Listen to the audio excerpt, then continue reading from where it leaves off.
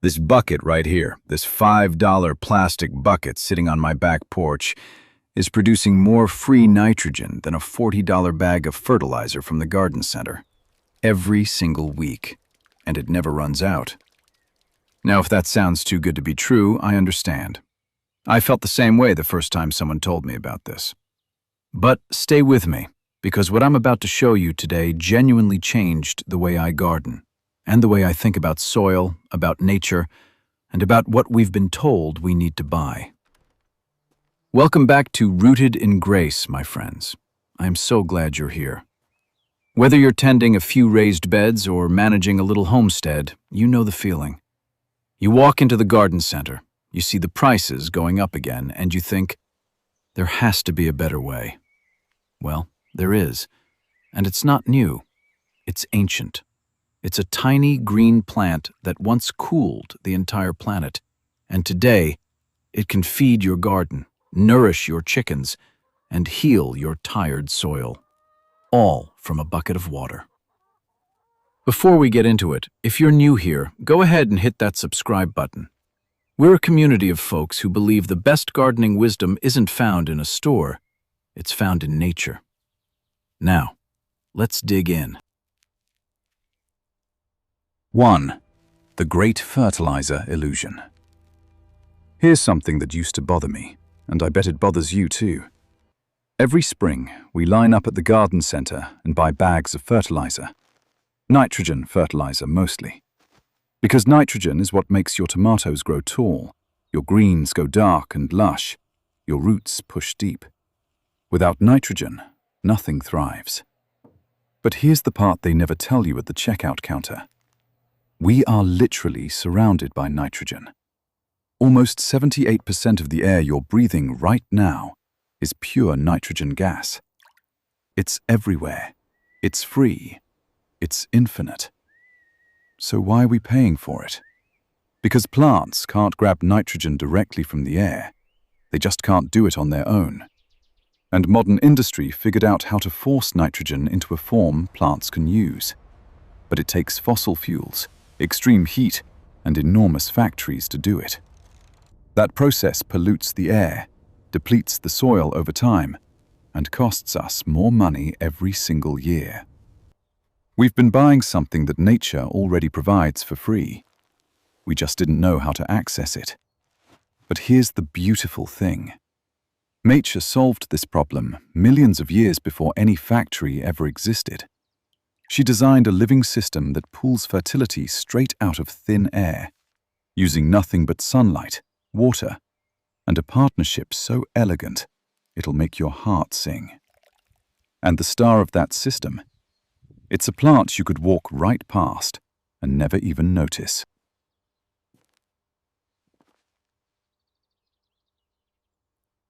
2.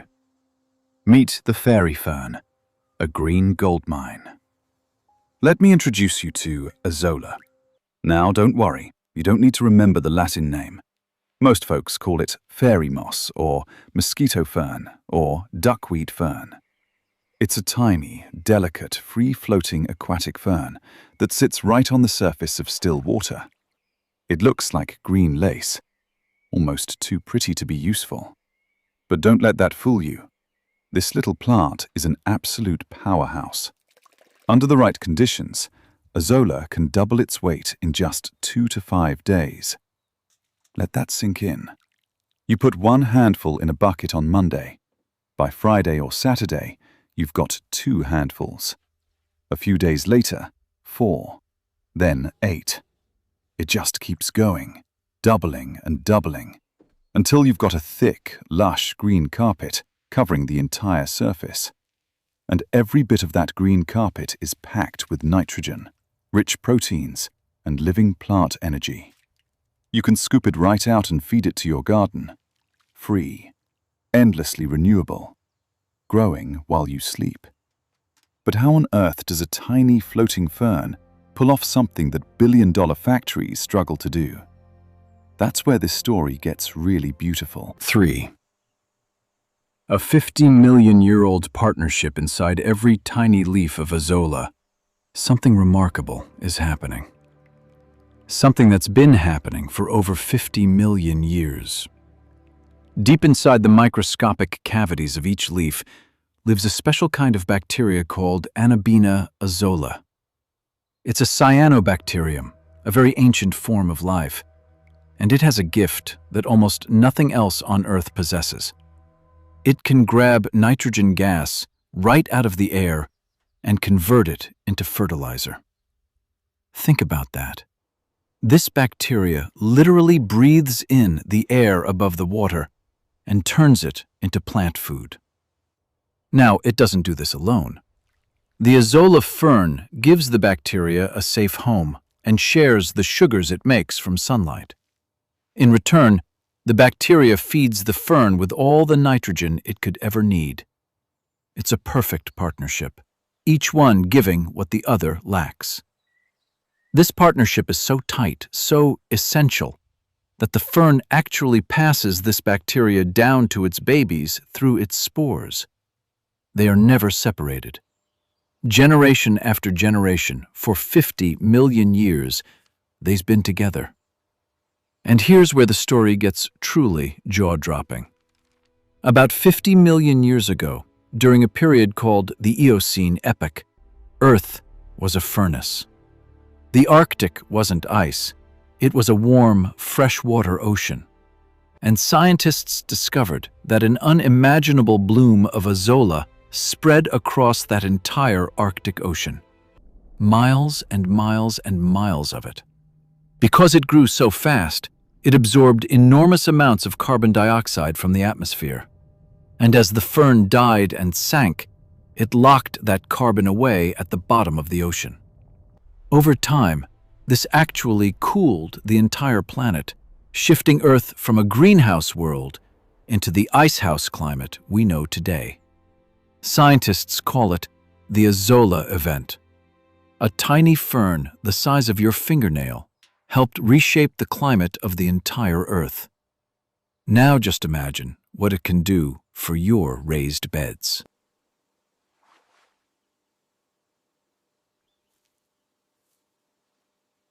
Four, the forgotten wisdom of the East. So if this plant is so powerful, why hasn't anyone told you about it? Why isn't it in every gardening magazine and on every shelf at the hardware store? Well, someone did know about it. Many people did, a long, long time ago. While modern agriculture forgot Azolla, ancient farmers in Asia built entire civilizations around it. As far back as 540 AD, a Chinese scholar named Jia Si Sui wrote about cultivating Azolla in a book called The Art of Feeding People. Think about that title for a moment. The Art of Feeding People. In Vietnam, farmers were growing Azolla as early as the 11th century, and they didn't share it freely. This was a precious agricultural secret. Villagers guarded their starter cultures the way a baker guards a sourdough mother. They sold small portions at premium prices. What they did was simple and brilliant. They grew Azolla right in their flooded rice paddies. The fern would blanket the water surface, blocking out weeds, keeping the water cool, and preventing mosquitoes from breeding. Then, as the rice grew taller and shaded the water, the Azolla would naturally die back, and as it decomposed, it released between 40 to 60 kilograms of pure organic nitrogen per hectare right into the soil. Free fertilizer, delivered exactly when the rice needed it most. No factories, no chemicals, no cost. Just a partnership with nature that fed millions of people for centuries. Then, the modern green revolution came along. Chemical fertilizers were pushed hard by governments, by corporations, by the promise of higher yields. And this beautiful, self-sustaining tradition was quietly swept aside. But we have the power to bring it back, right in our own backyards.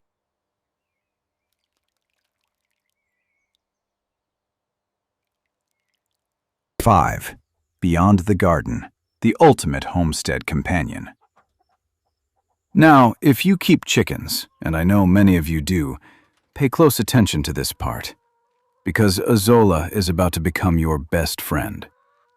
Feed costs are one of the heaviest burdens for anyone raising animals, especially on a fixed income. Every time I load a bag of chicken feed into the car, I feel it. So when I tell you that you can grow high-quality animal feed in a bucket of water on your porch, I want you to understand, I'm not exaggerating. Because Azolla is constantly pulling nitrogen from the air, it is incredibly rich in protein. We're talking 25 to 35% crude protein on a dry weight basis. That's comparable to soybean meal. It's also packed with essential amino acids, minerals like calcium, phosphorus, and iron, and vitamins including vitamin A and B12. And here's the thing that makes it perfect for poultry. It has very low lignin.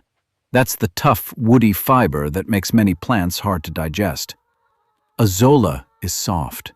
It's easy on the stomach. Your chickens will devour it. The first time I tossed a handful of fresh Azolla into my chicken run, they went absolutely wild for it. And I'm not the only one who's noticed. Studies have shown that feeding Azolla to poultry can cut your commercial feed bill by up to 30%. And it actually improves egg production and gives the yolks a richer, deeper color. For those of you with dairy cows, Azolla supplementation has been shown to increase milk production by 15 to 20%. Ducks love it. Pigs love it. Fish love it. You're not just growing fertilizer in that bucket. You're growing a complete feed supplement in a puddle of water.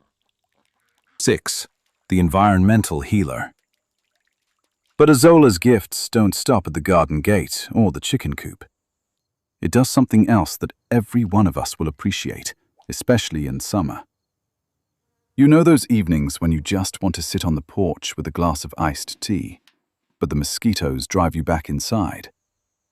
Azolla is a natural mosquito control. When it covers the surface of still water, it forms a dense, interlocking mat, a thick green blanket that physically blocks mosquito larvae from reaching the surface to breathe. And it stops adult mosquitoes from laying their eggs on the water in the first place. In many parts of the world, Azolla is used as a frontline defense against mosquito-borne diseases.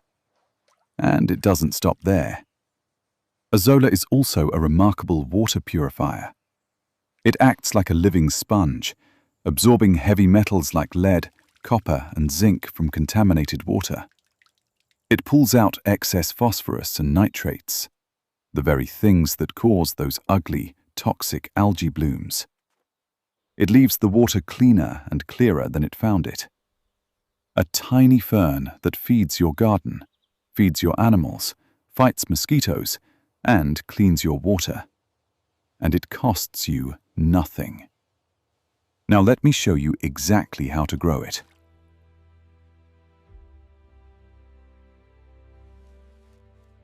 7. The bucket method, growing your own endless fertilizer. This is the part I've been looking forward to because it is so simple. You don't need a farm, you don't need special equipment, you don't need to spend any real money. Just follow these steps and within a week, you'll see the magic happening right on your own porch. Step 1.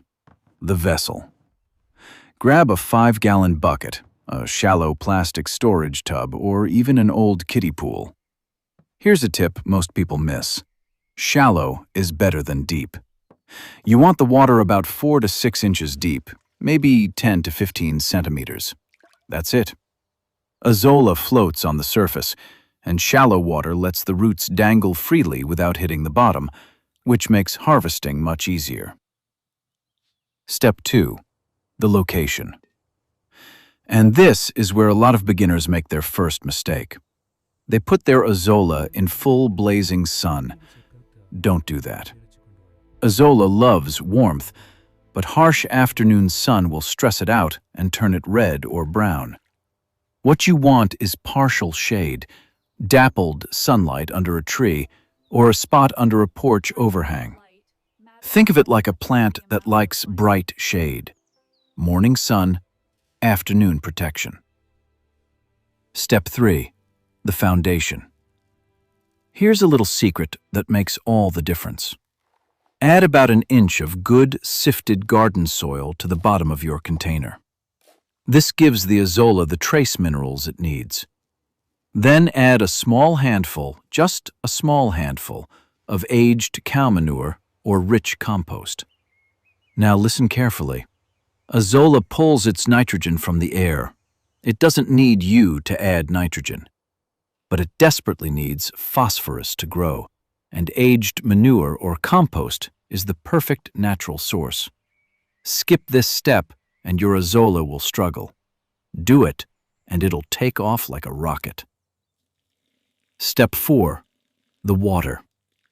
Fill your container gently with water.